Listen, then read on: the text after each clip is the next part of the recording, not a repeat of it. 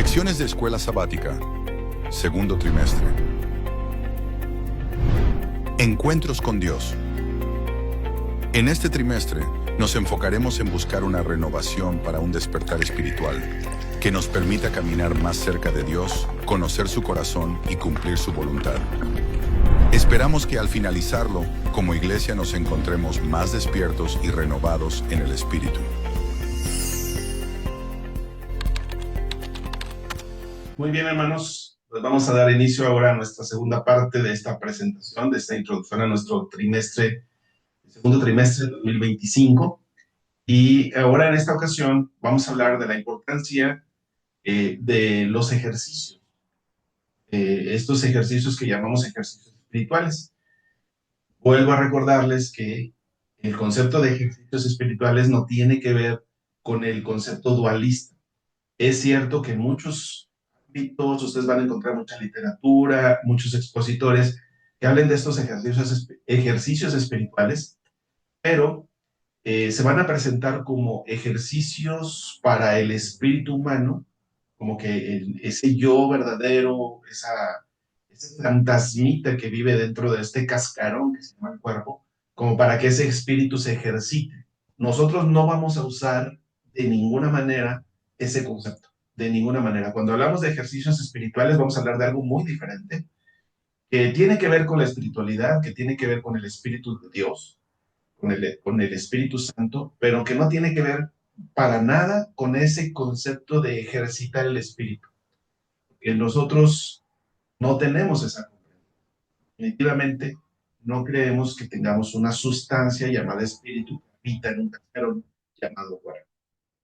Entonces, ¿cómo vemos las cosas? Bueno, de ahí la importancia de que en esta introducción al trimestre expliquemos qué es entonces esto de los ejercicios espirituales, qué es esto del desarrollo y cultivo de la interioridad.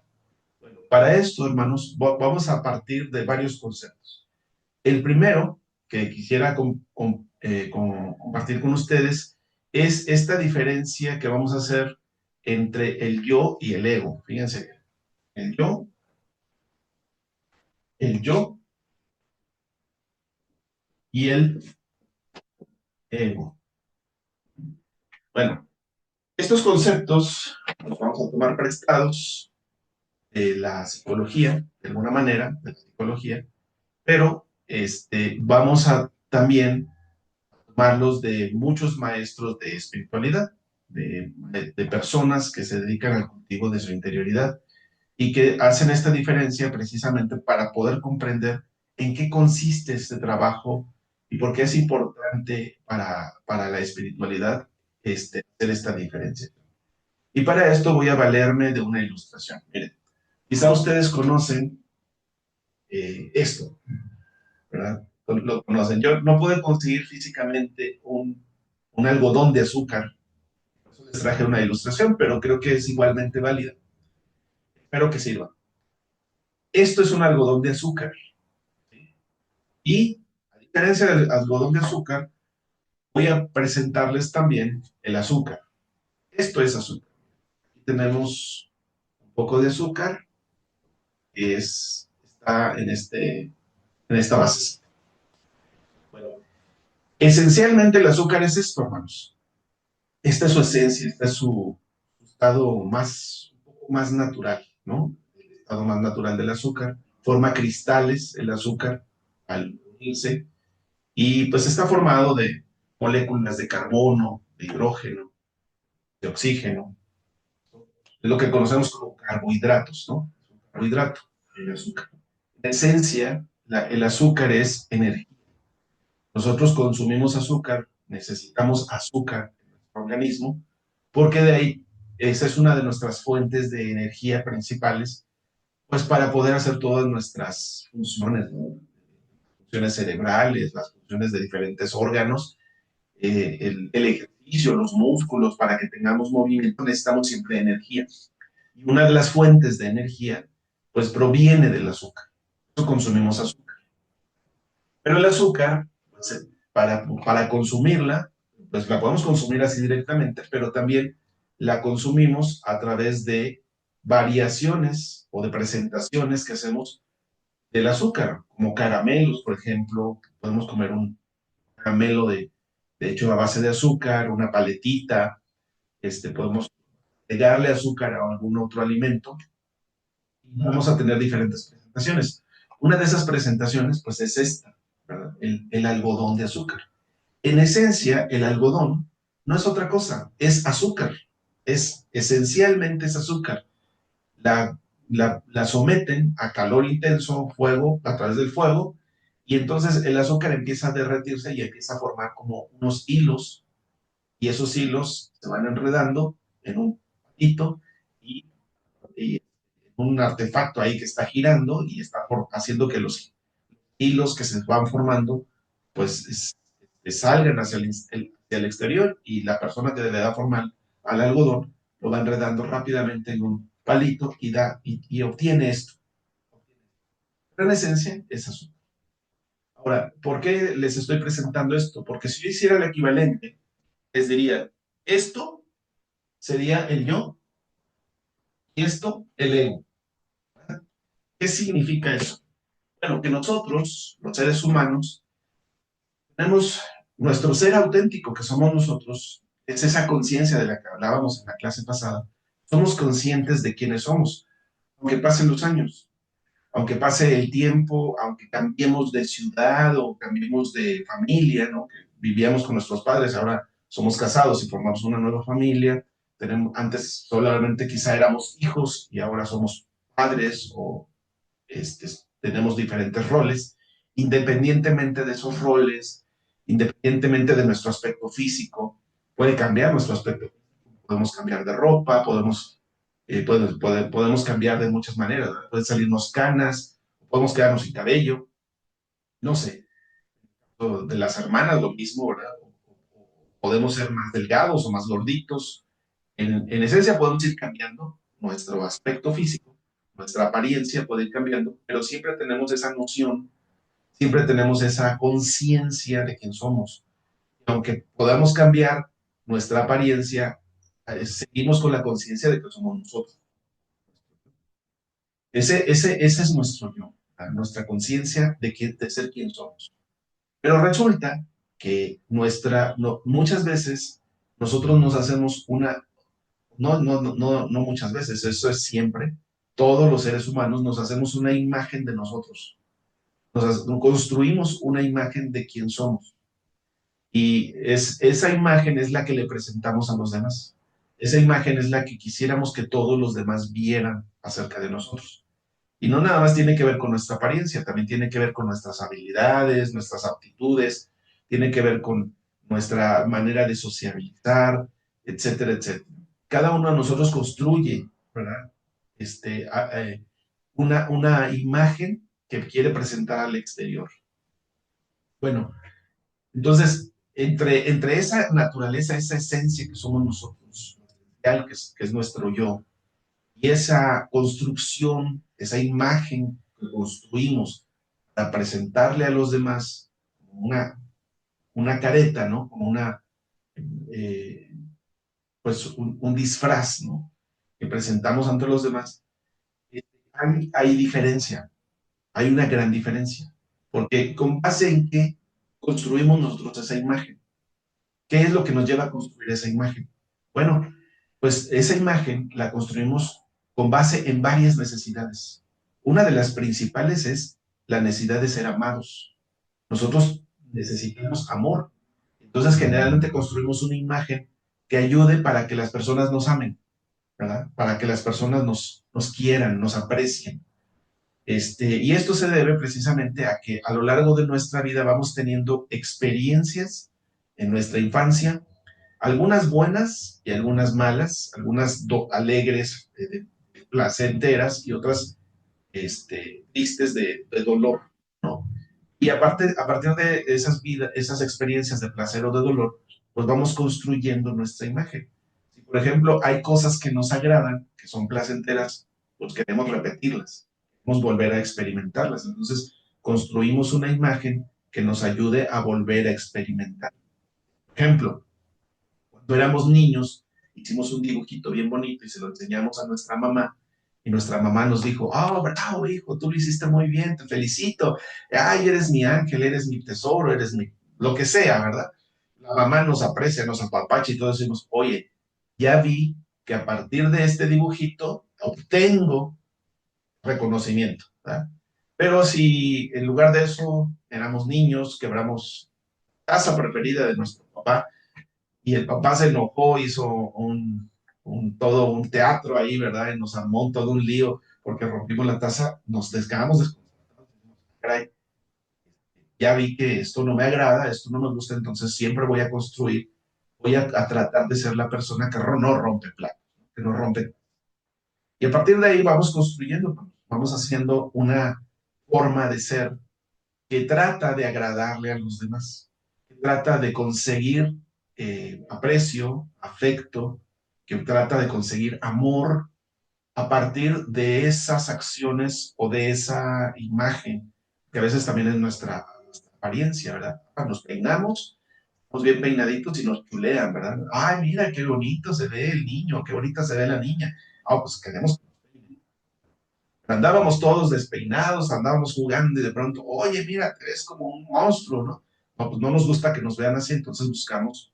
Entonces, fíjense qué interesante que ocurre que empezamos a dejar de apreciar lo que somos, la esencia, porque vemos que no se aprecia eso que somos en esencia, o se rechaza se aprecia, sino que se aprecia o se rechaza, somos apreciados o rechazados con base en lo que las personas ven. Entonces, empezamos a construir una imagen que se presente ante el mundo, precisamente, que busque ser aceptado, el ser apreciado, el ser amado, el ser respetado, el ser temido, ¿verdad? Cualquiera que nosotros elijamos. A veces elegimos esa imagen de las personas que infunden temor, infunden respeto, ¿no? Entonces, nos respetan por esa imagen que tenemos, nos tienen miedo por esa imagen que tenemos, que proyectamos, que hacemos. Vamos construyendo nuestro algodón de azúcar, ¿verdad? Entonces, lo penoso aquí sería que el azúcar termine creyendo que su esencia es esa imagen de algodón de azúcar, ¿no? Inflada, grandota. A veces, nuestra reacción ante las experiencias que tenemos puede ser también la imagen de alguien que se retrae, que se distancia, que se separa para protegerse. Si no somos apreciados por lo que somos, nos aprecian por nuestra apariencia, nos aprecian por nuestros logros, nos aprecian por nuestra conducta. Entonces, pues empezamos a generar, pues, ¿sabes qué? Me da miedo. Me da miedo que vean, a lo mejor me siento que no estoy a la altura de alguien que merezca ser amado, entonces nos retraemos. Nos volvemos personas quizá pues más alejadas, más retraídas, y empezamos a construir un caparazón alrededor de nosotros para protegernos, de que nos lastimen, de que nos quieran, ¿verdad? Y entonces, pues mejor preferimos no arriesgarnos, ¿no? No preferimos no jugar en ese juego del ego. Entonces, vamos construyendo esa imagen, a esa imagen se llama ego.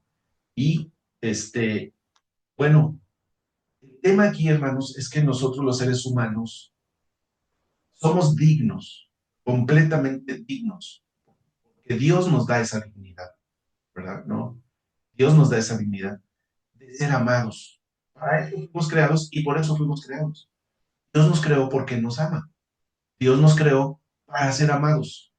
Y Dios no nos ama con base en la apariencia, no nos ama con base en esa imagen por que proyectamos. Él nos ama por lo que somos esencialmente, nuestra naturaleza, por lo que somos en esa pureza. Por eso, fíjense cómo el Evangelio nos invita a ser como niños, porque los niños mantienen mucho esa pureza, son auténticos, ellos se mueven sin prejuicios, ellos no buscan mantener una apariencia para ser agradables, ¿no? Son muy naturales, espontáneos, y podemos verlos en nuestro entorno corriendo, saltando, tirándose en el piso. A ellos no les importa mucho el qué dirán los demás. Nosotros, los adultos, les enseñamos, es que tienes que comportarte de esta manera, es que tienes que ser así, porque si no la gente te va a rechazar, porque si no la gente así.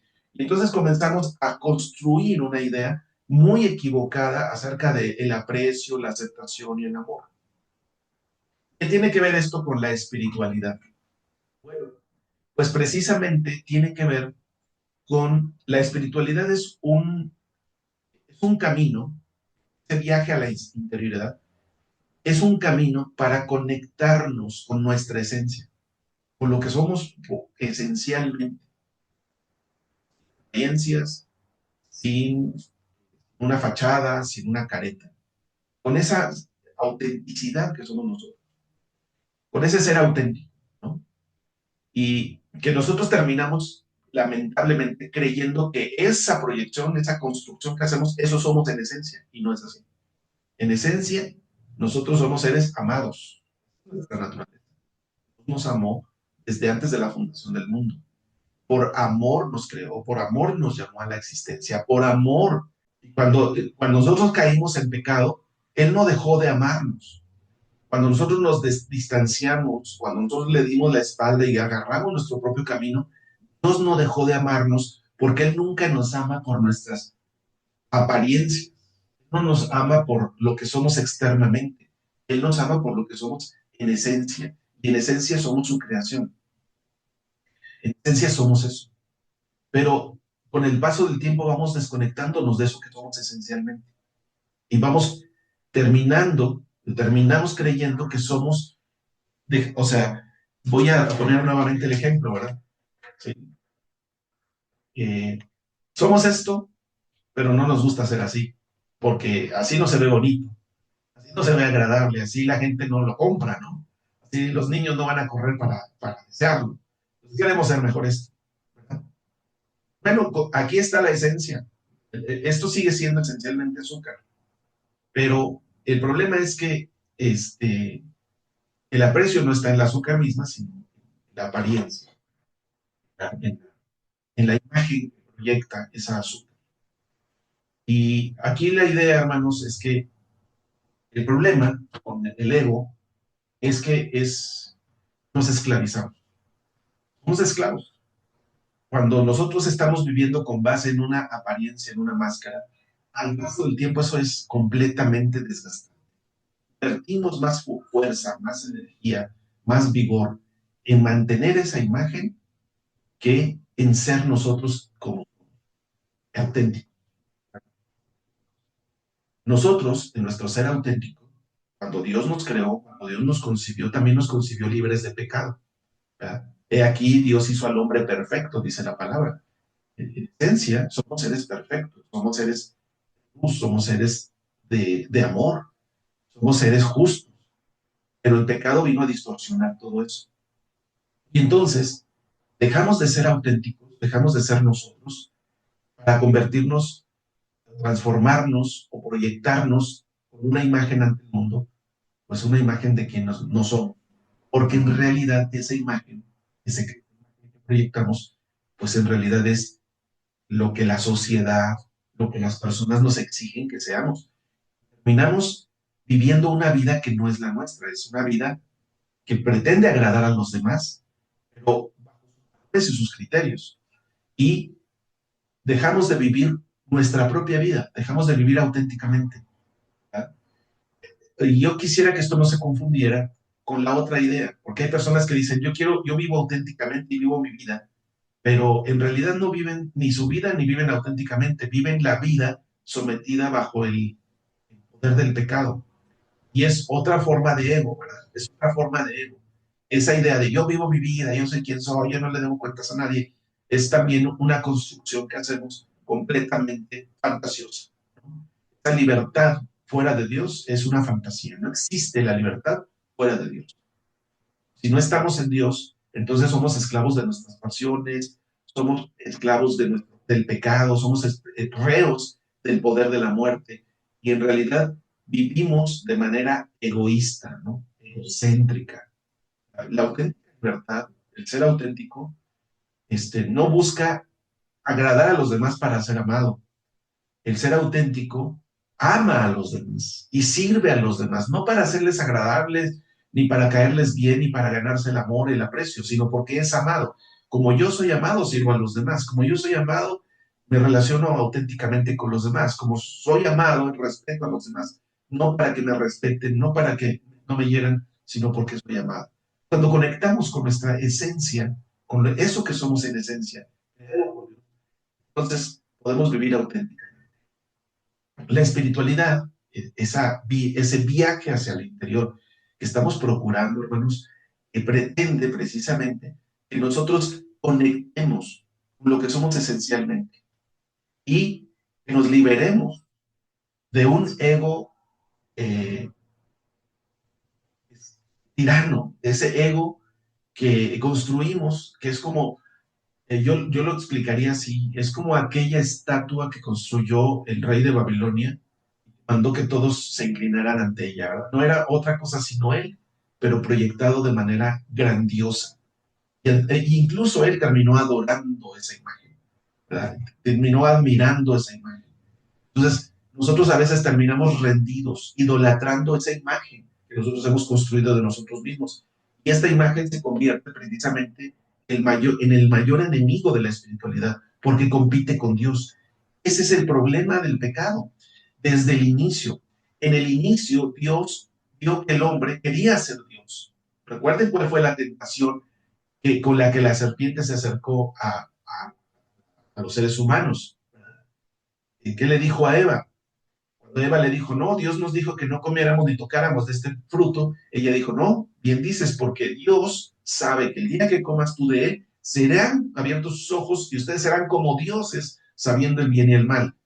Entonces, esa idea de ser como dioses, precisamente cuando el ser humano dice, ah, caray, no, no, cuando el ser humano dice, entonces, no necesito ser yo, mi propia esencia, mi naturaleza, la desprecio, la desecho y la cambio por una imagen grandiosa de mí, que sea como un Dios.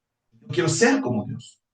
Entonces, el ser humano termina entregándose a la búsqueda, construyendo esa idea, terminando siendo un Dios, quiere o pretende terminar siendo un Dios para sí mismo. Y ese es el peor competidor, ¿verdad? Ese es el competidor de Dios. O sea, Dios quiere liberarnos precisamente de ese diosecito tirano que nosotros construimos que se llama ego.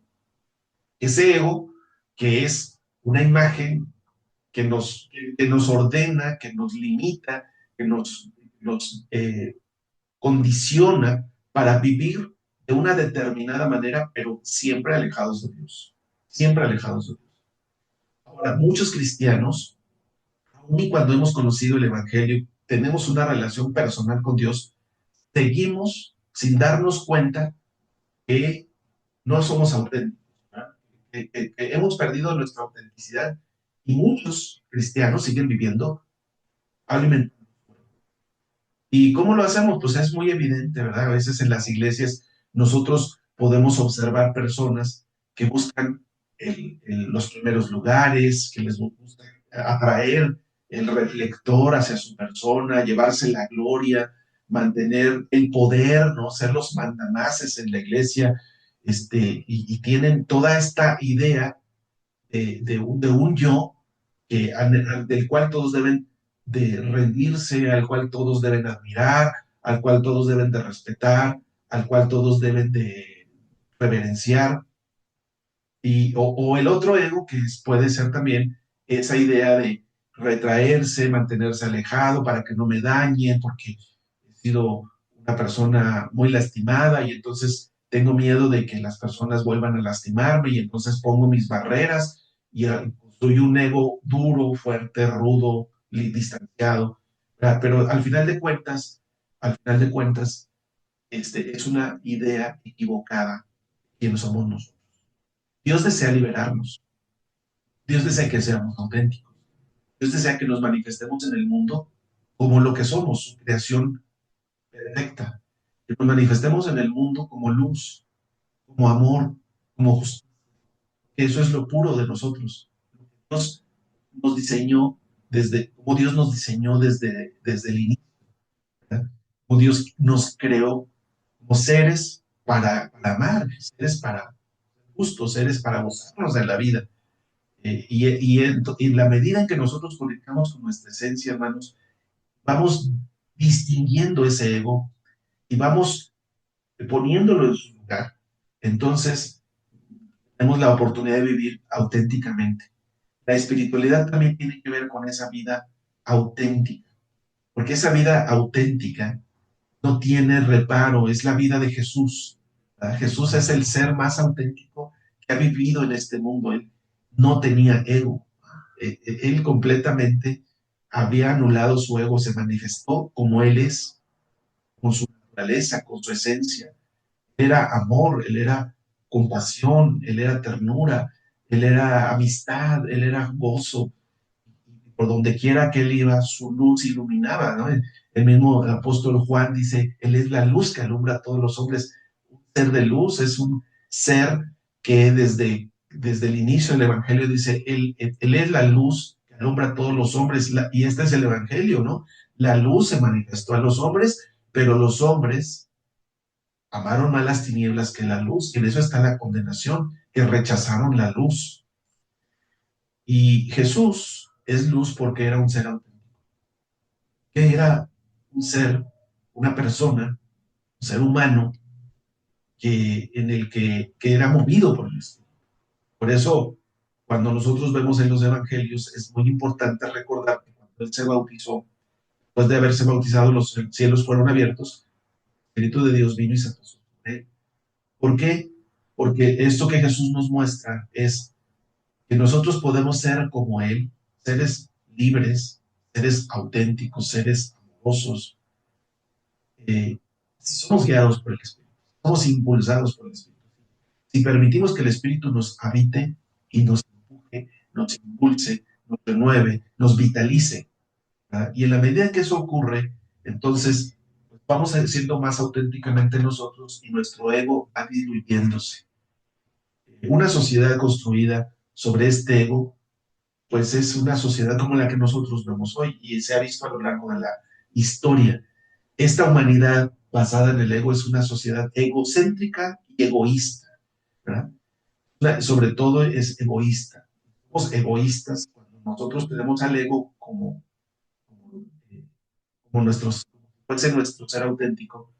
Entonces hacemos que todo gire alrededor de esa figura, de esa imagen. Hacemos que todo gire alrededor. Gastamos, invertimos dinero, invertimos energía, invertimos esfuerzo, invertimos vida, invertimos concentración, sacrificamos muchas cosas para poder sostener ese ego, para poder alimentarlo, para poder preservarlo. Pero por eso el mensaje de Jesús es, cualquiera que quiera ser mi discípulo, tiene que negarse a sí mismo. Tiene que romper con este patrón. Tiene que hacer a un lado su ego, crucificarlo completamente. Y entonces después de eso, seguirme. Es la única vía para ser auténtico.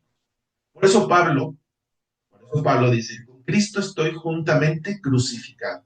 Ya no vivo yo, sino vive Cristo en mí.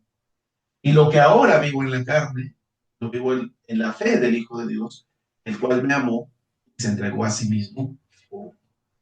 No desaparecemos nosotros. El Evangelio no anula nuestra identidad. El Evangelio no anula, no deshace, no despedaza quienes somos. Lo que hace el Evangelio es crucificar este ego, hacerlo morir, ese Dios, para que entonces nosotros seamos libres para servir a Dios, al Dios verdadero. Y al servirlo, al seguirlo, al caminar detrás de Él, nosotros experimentemos verdadera libertad. Bueno, nos hablamos entonces de la espiritualidad. Vamos entendiendo, hermanos, la espiritualidad también se trata de esto, ¿verdad? De ser guiados por el Espíritu y no por este Dios. Ser guiados por el Espíritu de Dios y no por este ser, esta imagen construida con base en lo que la Biblia le llama la carnalidad. En realidad esto es la carne, ¿no? Porque la carne, el ego, lo que produce es precisamente contiendas, disensiones, herejías, idolatría, hechicería, mentira y todas esas serie de prácticas carnales, ¿verdad? Que que sirven únicamente para estar alimentando esta imagen construida por nosotros. En cambio, el Espíritu produce en nosotros un fruto de autenticidad, amor, gozo, paciencia, benignidad, bondad, mansedumbre, templanza. Y contra tales cosas no hay ley, dice el escritor, bueno, el apóstol Pablo, contra tales cosas no hay ley. O sea, hay autenticidad, hay libertad, hay completamente experiencia de plenitud.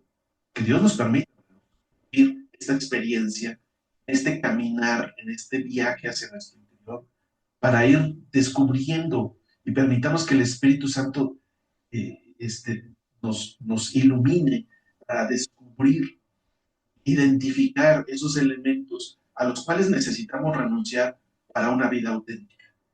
Y aquí es donde entramos con la segunda parte de esta sección, la actitud. ¿Qué es la actitud? La actitud es una predisposición, porque nosotros no nos iluminamos solos, hermanos, ni nos vamos a transformar solos, ni nos vamos a cambiar solos. Nosotros no podemos, o sea, el ego no va a hacer nada contra sí mismo, no va a atacarse a sí mismo, no va a ponerse frente al espejo y decir, oye, ego, eres algo inadecuado. No, el ego no lo va a hacer, al contrario, ¿verdad? El ego va a ser como decía el rey de Babilonia, no es esta la Babilonia que yo construí, no es esta los jardines, que no es esta la ciudad, no es esta, o sea, yo lo hice, yo lo logré, yo lo conseguí.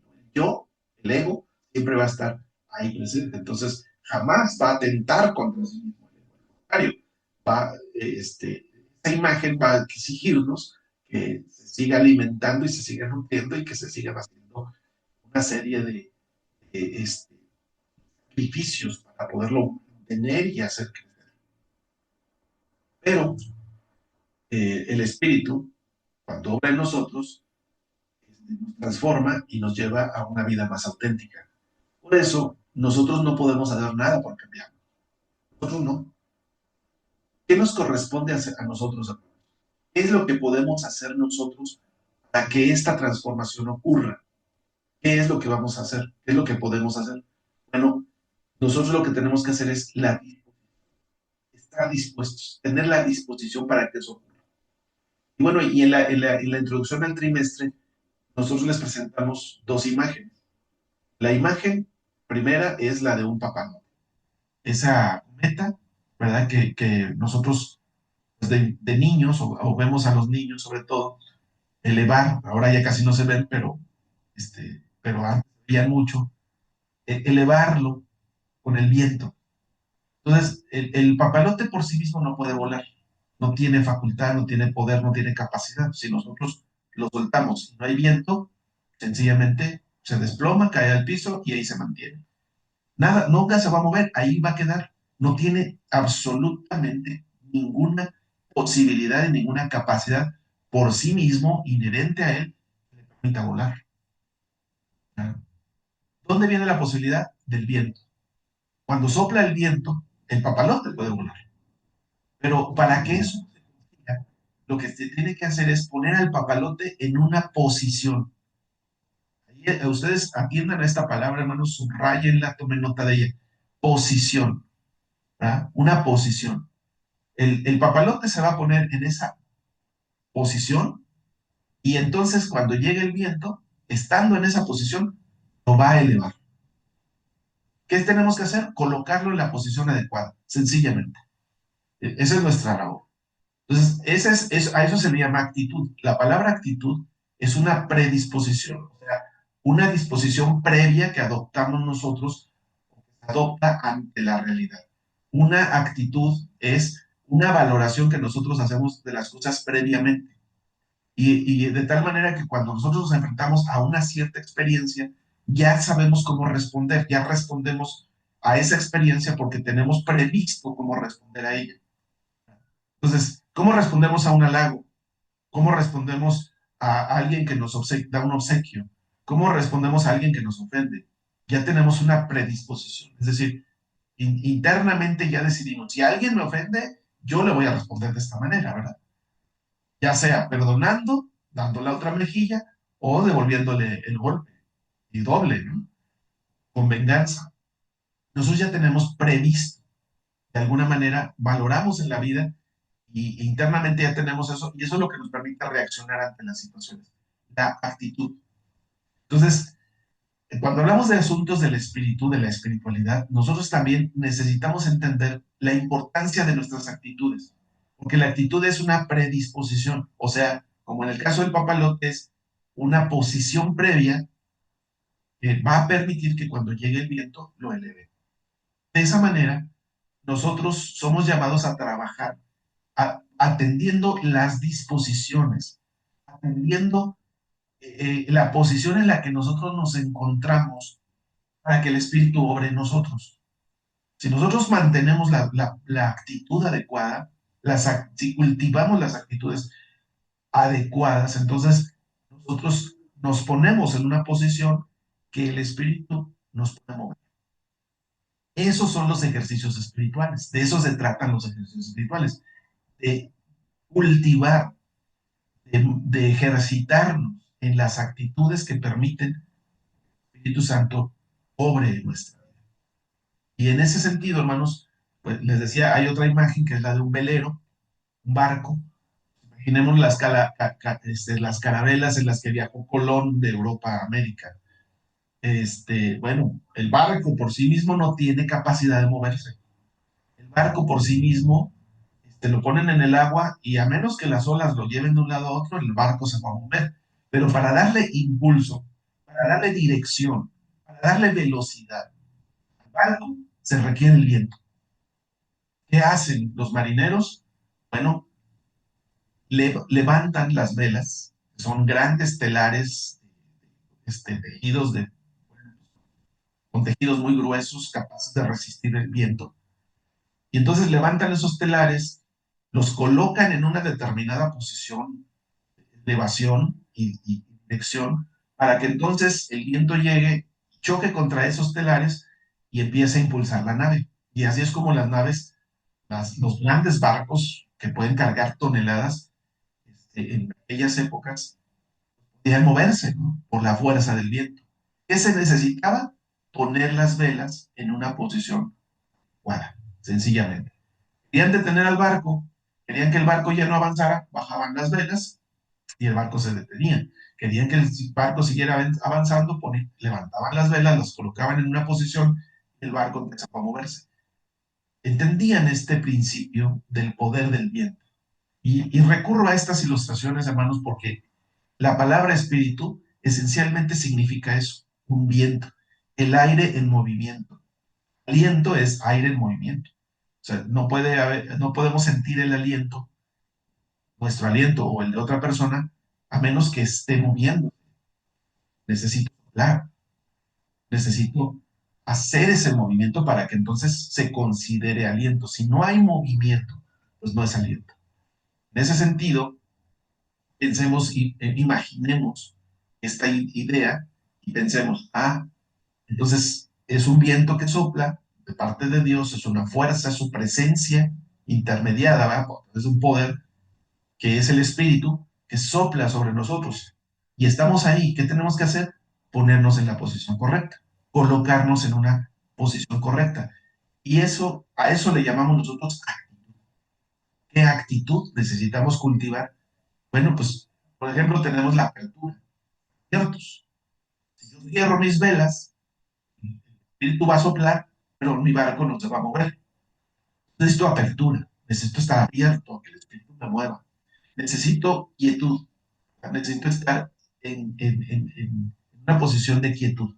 Porque si yo estoy en un movimiento y estoy moviéndome en una actitud inquieta, pues el espíritu va a estar soplando sobre mí, pero yo no voy a estar en la posición correcta. Necesito estar en silencio, necesito prestar atención, necesito rendirme, necesito acoger la presencia del espíritu, necesito disposición para que me mueva, expectación para que me enseñe, gratitud para valorar, una valoración de la acción del espíritu. Necesito estar abierto también, sobre todo, a esta comprensión que es cristiana, netamente, hermanos, es la espiritualidad, se vive en comunidad. La espiritualidad no es una acción, no es una experiencia, pues precisamente se trata de no ser egocéntricos, de superar al ego, y el ego pues, es egocéntrico, es egoísta, ¿no? No va a darle lugar a otra persona, no va a permitir que otros ocupen un lugar en su interior. Pero precisamente para ser auténticos necesitamos estar abiertos también a los demás, a nuestro prójimo. Al final de cuentas, la espiritualidad se va a manifestar en nuestra relación con el prójimo. Si no, no sería una espiritualidad auténticamente cristiana, viviríamos una fantasía. La verdadera espiritualidad se refleja en nuestra relación con los demás. Por eso tenemos que tener una actitud de apertura y de conciencia, no solamente de nosotros, sino de conciencia de los demás, ser conscientes que existen otros, ser conscientes que los demás habitan el mundo junto con nosotros, ser conscientes que los demás son creación de Dios y que Dios está obrando y trabajando también en ellos, pero también ser conscientes de que nosotros necesitamos de los demás y que ellos necesitan de nosotros. Y es como se forma también una comunidad. Finalmente podría añadir, pues, la generosidad, esa conciencia, esa actitud de ser generosos, que nosotros buscamos la transformación de parte de Dios, no para vivir egoístamente, para la generosidad, convertirnos, como dice el Señor Jesucristo, cuando habla del Espíritu Santo, ahí en el capítulo, en el Evangelio de Juan, que dice que el que tiene sed venga y beba, y de su interior correrán ríos de agua viva. Y nos convertimos en seres generosos, somos seres de luz, somos seres de amor, pero somos seres de generosidad también. Y esa autenticidad no se vive cuando somos egoístas. Generosidad no se vive cuando somos egocéntricos. Generosidad se vive cuando somos auténticamente, vivimos con autenticidad. Como los niños, ¿verdad? Los niños son muy auténticos, tienen algo y lo comparten, ¿no? Ellos no tienen problema, no están preocupados por el mañana, no viven con angustias, ¿no? Ellos son generosos porque no han construido un ego tan fuerte. Nosotros ya los adultos vamos construyendo ese ego y perdemos esa capacidad de ser generosos. ¿No? Vamos a conectar y ahí viene la actitud. La actitud es la posición que nosotros tomamos para que entonces el Espíritu Santo obre. Y ahí es donde vienen los ejercicios espirituales. Los ejercicios espirituales que son prácticas que nos permiten cultivar actitudes apropiadas para que el Espíritu obre en nuestra vida. A través de los ejercicios como la meditación, el retiro, la contemplación, el estar en silencio, como la lectura de la Biblia o meditación, llevar un diario de espiritual, todos esos ejercicios lo que nos permiten es ir cultivando actitudes, ir cultivando actitudes. Recuerden, nosotros no tenemos la capacidad de transformarnos a nosotros mismos. Eso nos generaría más ego, ¿verdad? Nos sentiríamos orgullosos de decir, ay, yo me transformé, orgullo. Pues entonces ya no damos oportunidad al espíritu. En cambio, cuando ocupamos posiciones, nos disponemos en una posición correcta, con la actitud correcta, sabemos que la obra viene de Dios, que la acción viene de Dios y que el resultado es el fruto de la acción de Dios. Por eso, el fruto del Espíritu es fruto del Espíritu, no nuestro. Para que el Espíritu produzca fruto en nosotros, entonces necesitamos mantener la actitud correcta que nos permita estar en la posición donde el Espíritu trabaje con humildad, nosotros con humildad, y entonces, a partir de ahí, el Espíritu puede obrar en nuestras vidas. De ahí, hermanos, entonces la importancia, fíjense bien, la importancia que durante este trimestre nosotros hagamos caso y tomemos bien en serio estas prácticas, que no son complicadas, pero que las hemos perdido. Porque vivimos en una sociedad secularizada, donde este tipo de prácticas se ven raras, este tipo de prácticas ya no se toman en cuenta. Nosotros la naturaleza ya no la vemos como, así como dice el salmista, ¿verdad? Los cielos cuentan la gloria de Dios, el firmamento anuncia sus obras. La creación es es un testimonio de la obra de Dios para nosotros. Dios nos habla también a través de la creación.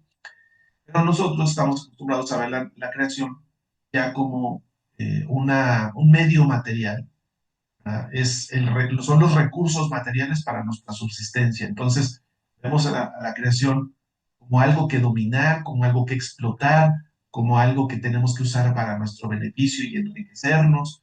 Y a veces también se ve la creación como ese recurso para alimentar nuestro ego. Y en lugar de ello, somos llamados a conectarnos nuevamente con esa naturaleza para volver a conectar con nuestra esencia de ser criaturas, la creación, de experimentar la bondad, la gracia, la misericordia, de poder experimentar en nuestro interior la bondad y la generosidad de Dios, su eterna sabiduría, sus dones, permitirnos estar abiertos, maravillarnos por la puesta del sol o la salida del sol, por la aparición de una nube de colores, por las aves de los cielos, el canto de los pájaros, maravillarnos ante todo eso.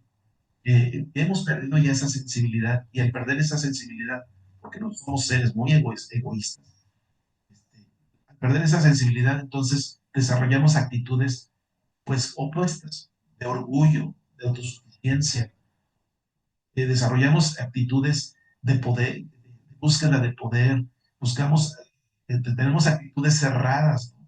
Nos cerramos a los demás, nos cerramos a la voluntad de Dios, creemos nosotros sabios y somos sabios en nuestra propia opinión.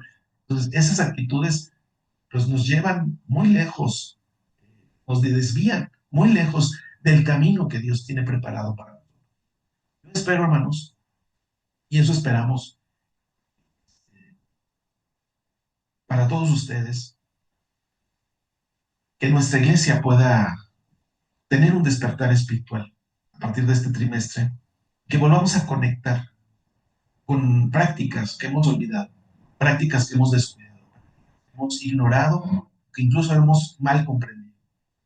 Volvamos a estas prácticas con humildad, con sencillez, porque así como Elías, que cuando se fue, que se alejó, que había enfrentado a los profetas de Baal y huyó, que se fue a un monte y ahí en el monte se metió en una cueva, pues esperaba que Dios se revelara en el terremoto, o que se revelara en el fuego, pero no, Dios deseó revelarse en un silbo apacible, en una calma, y Dios quiere seguir revelándose a nosotros. Dios quiere manifestarse a nosotros y renovarnos completamente. Para esto nosotros necesitamos estar abiertos a las maneras en que Él quiere revelarse. Entonces, abramos nuestro corazón, tengamos disposición para abrirnos al Espíritu y dejar que el Espíritu obre en nuestro interior. Hagamos este viaje hacia nuestro interior. Permitamos que Dios nos haga una introspección con nosotros, que haga una revisión de nuestro interior. Como decía el salmista, mírame, oh Dios, y conoce mi corazón. Ve si en él hay camino de verdad o de maldad. Examíname. Que Dios nos examine. Pero que no pensemos en Dios como un juez que viene a examinarnos para ver qué hay mal y llevarnos a la prisión. No, Dios es luz y quiere examinarnos para hacernos libres, para liberarnos de nuestras ataduras, para liberarnos de nuestros malestares, para sanarnos, para darnos libertad auténtica, para volver a conectarnos con nuestra naturaleza, con esa esencia original que Dios creó desde el principio y quiere liberarnos para que podamos encontrarnos nuevamente con ella, pero ahora en la plenitud de experiencia de Cristo Jesús a través del Espíritu. Bueno, con esto terminaríamos esta segunda parte de la introducción. Vamos a una tercera, que es ya conocer el contenido de nuestro trimestre de manera general. Dios los bendiga, hermanos. Muchas gracias.